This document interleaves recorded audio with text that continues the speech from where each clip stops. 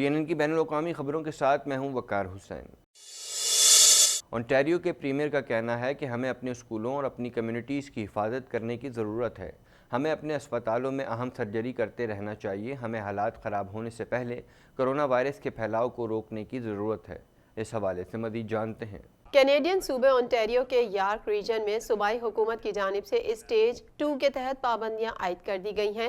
Stage 2 کے تحت لگائی جانے والی پابندیاں کم از کم 28 دن کی مدت تک جاری رہیں گی۔ ترمیم شدہ اسٹیج 2 میں indoor dining and drink service کی بندش، انڈور جم اور سینما گھر اور پرفارمنگ آرٹس سینٹرز شامل ہیں۔ گیلریوں یا عجائب گھروں جیسی جگہوں پر انٹریکٹیو نمائش بند ہوگی۔ اس سے قبل پریس کانفرنس کرتے ہوئے صوبے کے پریمیئر ڈگ فورڈ کا کہنا تھا کہ میرے دوستوں، یہ فیصلہ کرنا آسان نہ تھا اور میں جانتا ہوں کہ بہت سے لوگوں کے لیے یہ سننا بہت مشکل ہوگا، لیکن ہم اس وائرس کو لانگ ٹرم کیئر ہومز میں جانے کی اجازت نہیں دے سکتے ہیں۔ ہمیں اپنے اسکولوں اور اپنی کمیونٹیز کی حفاظت کی ضرورت ہے۔ ہمیں اپنے اسپتالوں میں اہم سرجری کرتے رہنا چاہیے۔ ہمیں حالات خراب ہونے سے پہلے اس پھیلاؤ کو روکنے کی ضرورت ہے۔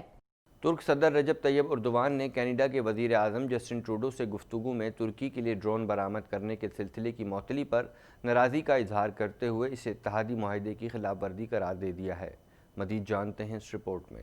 کینیڈین وزیر اعظم جسٹن ٹروڈو اور ترک صدر رجب طیب اردوغان کے درمیان ٹیلی فونک رابطہ ہوا ہے، جس میں آذربائیجان اور آرمینیا کے تنازع سمیت اہم امور پر تبادلہ خیال کیا گیا۔ ترک صدر رجب طیب اردوان نے کینیڈا کے وزیر اعظم جسٹن ٹروڈو سے گفتگو میں ترکی کے لیے ڈرون برآمد کرنے کے سلسلے کی معطلی پر ناراضگی کا اظہار کرتے ہوئے اسے اتحادی معاہدے کی خلاف ورزی قرار دیا ہے۔ میڈیا رپورٹس کے مطابق کینیڈا نے ترکی کو ڈرون ٹیکنالوجی سے متعلق کچھ معلومات کی فراہمی کا سلسلہ روکنے کا اعلان کیا تھا، تاہم رجب طیب اردوان نے کہا کہ یہ اقدام اتحادی معاہدے کی روح کے خلاف ہے۔ رواں ماہ کے آغاز پر ان الزامات کے بعد کہ آرمینیا کے خلاف آذری فورسز کے پاس موجود کچھ عسکری ساز و سامان ترکی سے تعلق رکھتا ہے، کینیڈا نے ان الزامات کے بعد ترکی کو دی جانے والی ڈرون ٹیکنالوجی کی فراہمی ان الزامات کے تفتیشی نتائج سامنے آنے تک روکنے کا اعلان کیا تھا۔ ترک صدارتی دفتر کی جانب سے جاری کردہ بیان کے مطابق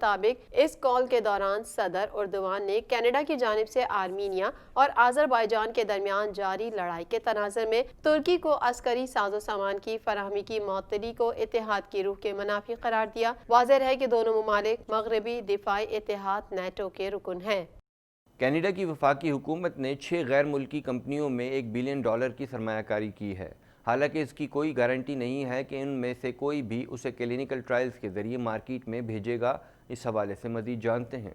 کینیڈا میں متعدد فرمز کورونا وائرس کے علاج کے لیے ویکسین کی تیاری کے لیے کوششیں کر رہی ہیں، تاہم چند کینیڈین ویکسین ڈیولپرز کی جانب سے ویکسین کی تیاری میں بڑی رکاوٹوں کی شکایتیں سامنے آئی ہیں، جن میں فنڈ کی فراہمی اور کلینکل ٹرائل سر فہرست ہیں، جبکہ مینوفیکچرنگ کی صلاحیت میں کمی نے کوششوں کو مزید سست کر دیا ہے۔ دنیا بھر میں تقریباً 100 کے قریب گروپس کورونا وائرس کے خلاف ویکسین بنانے میں مصروف ہیں، جن میں سے اکثر فیز 3 کے کلینکل ٹرائلز کی طرف توجہ مرکوز کیے ہوئے ہیں۔ کینیڈا میں نصف درجن سے زائد گروپس عالمی دائرہ صحت کے رجسٹرڈ ہیں، جن میں ایک انسانوں پر ویکسین کو آزما رہا ہے۔ ماہرین کا کہنا ہے کہ ویکسین کینیڈا میں بنائی جا رہی ہے، اس کی تیاری کے لیے خود کفیل ہونا بہت ضروری ہے۔ یہاں یہ بات قابل ذکر ہے کہ کینیڈا کی وفاقی حکومت نے 6 غیر ملکی کمپنیز میں $1 بلین کی سرمایہ کاری کی ہے، حالانکہ اس بات کی کوئی گارنٹی نہیں کہ ان میں سے کوئی بھی اسے کلینکل ٹرائلز کے ذریعے مارکیٹ میں بھیجے گا۔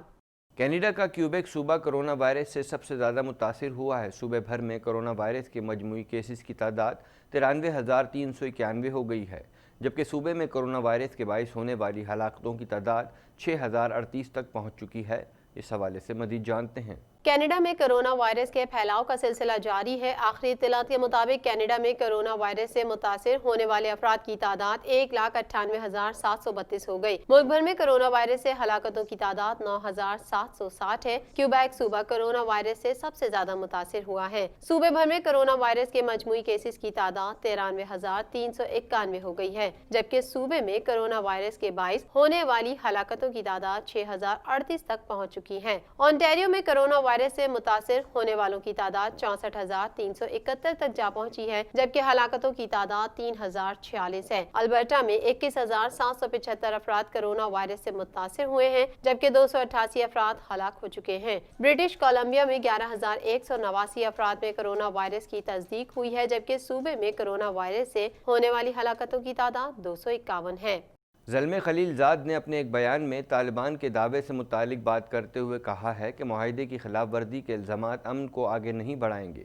امریکہ طالبان معاہدے امریکہ افغانستان مشترکہ اعلامیے پر سختی سے عمل پیرا ہونا چاہیے۔ اس حوالے سے مزید جانتے ہیں۔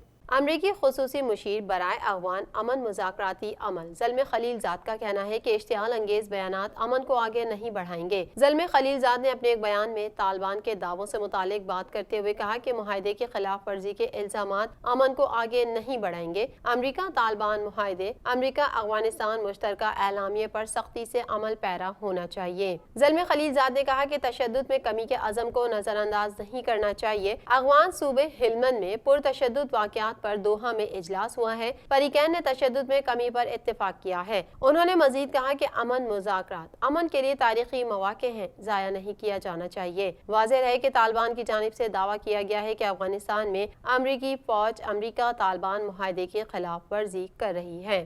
امریکہ میں اگلے ماہ انتخابات کے سبب صدارتی امیدواروں اور ان کے حامیوں کے ایک دوسرے پر وار جاری ہیں۔ ٹرمپ اور جو بائیڈن کے درمیان آخری مباحثہ 22 اکتوبر کو متوقع ہے۔ اس سے قبل ہونے والا مباحثہ ٹرمپ کورونا کے سبب منسوخ کر چکے ہیں۔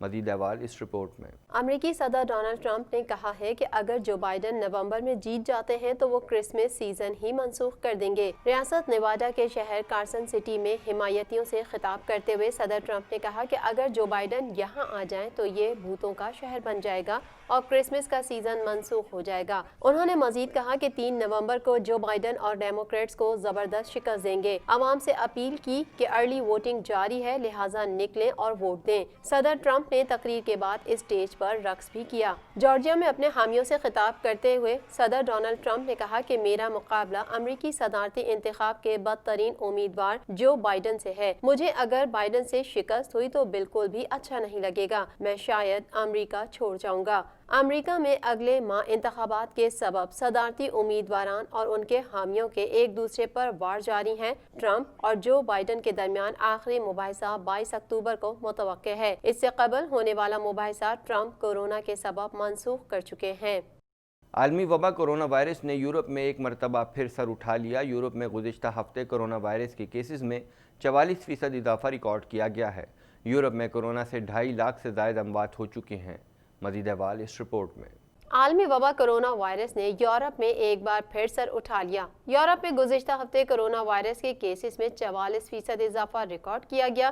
یورپ میں کرونا سے 2.5 لاکھ سے زائد اموات ہو چکی ہیں۔ دنیا بھر میں کرونا وائرس سے متاثرہ افراد کی تعداد 4,03,56,840 تک جا پہنچی ہے، جبکہ اس موذی وائرس سے ہلاکتیں 11,19,426 ہو گئیں۔ 3,15,03,660 کرونا مریض صحت یاب ہو چکے ہیں۔ کرونا وائرس کے کیسز کے اعتبار سے 10 سر فہرست ممالک میں 33 کروڑ سے زائد آبادی کا حامل امریکہ پہلے نمبر پر ہے، جہاں اس وائرس سے اب تک 2,24,754 افراد موت کے منہ میں پہنچ چکے ہیں، جبکہ اس سے بیمار ہونے والوں کی مجموعی تعداد 83,88,013 ہو چکی ہے۔ بھارت کرونا وائرس کے مریضوں کی تعداد میں تیزی سے اضافے کے ساتھ اس فہرست میں دوسرے نمبر پر ہے، جہاں کرونا سے 1,14,670 ہلاکتیں ہو چکی ہیں، جبکہ اس سے متاثرہ مریضوں کی تعداد 75,52,262 ہو گئی۔ اٹلی میں کرونا کے یومیہ کیسز کا نیا ریکارڈ قائم ہو گیا ہے اور ایک روز میں کرونا کے 11,000 سے زائد نئے کیسز سامنے آ گئے۔